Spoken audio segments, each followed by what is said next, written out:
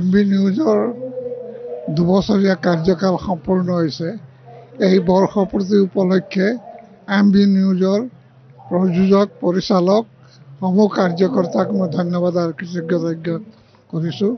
এটা কথা ভাল লাগিছে যে MB নিউজে বিভিন্ন আহকালৰ মাজেৰেও এই 2 বছৰে গণমাধ্যম হিচাপে ৰাইজৰ আশা আকাংক্ষা পূৰণ কৰাত যিখিনি কৰিছে এইখিনি আমি আন্তৰিক শলাগ লৈছোঁ। এই নিঃসন্দেহে প্ৰশংসাৰ যোগ্য।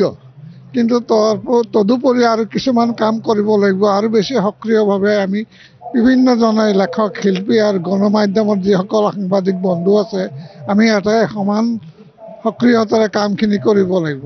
মই আটাইতকৈ ভাল পাইছোঁ যে MB নিউজৰ 2 বছৰ কাৰ্যকাল সম্পূৰ্ণ হোৱা উপলক্ষে তেওঁলোকে এইবাৰ ছপা আখৰৰ জগতলৈ ভৰি দিছে আৰু তাৰে এখন আটক ধুনীয়া আলোচনী মোৰ হাতত এতিয়া আহি পৰিছে। সেইখনৰ নাম দিয়া হৈছে সমীক্ষণ।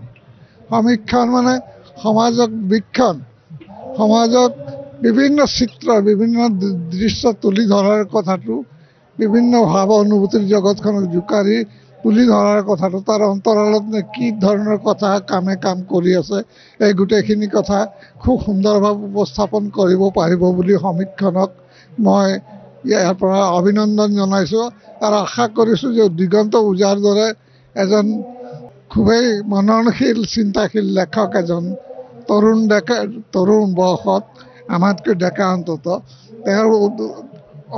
তেওঁৰ উদ্যোগত সমীক্ষণ এক নতুন ধাৰাৰ সৃষ্টি কৰিব বুলি আমাৰ আশাবাদী। সমাজ ৰাজনীতিৰ মাহেকীয়া বুলি কৈছে, কিন্তু সমাজ ৰাজনীতিৰ যিখিনি কথা এতিয়া এই সংখ্যাটো ওলাইছে এইখিনিয়ে কথা নহয়।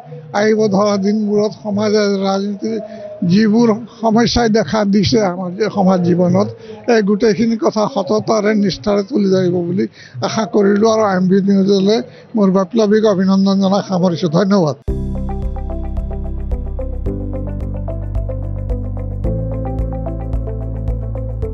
NB নিউজ, সহজ সৰল ভাষাত নৱভাৰতৰ কথা।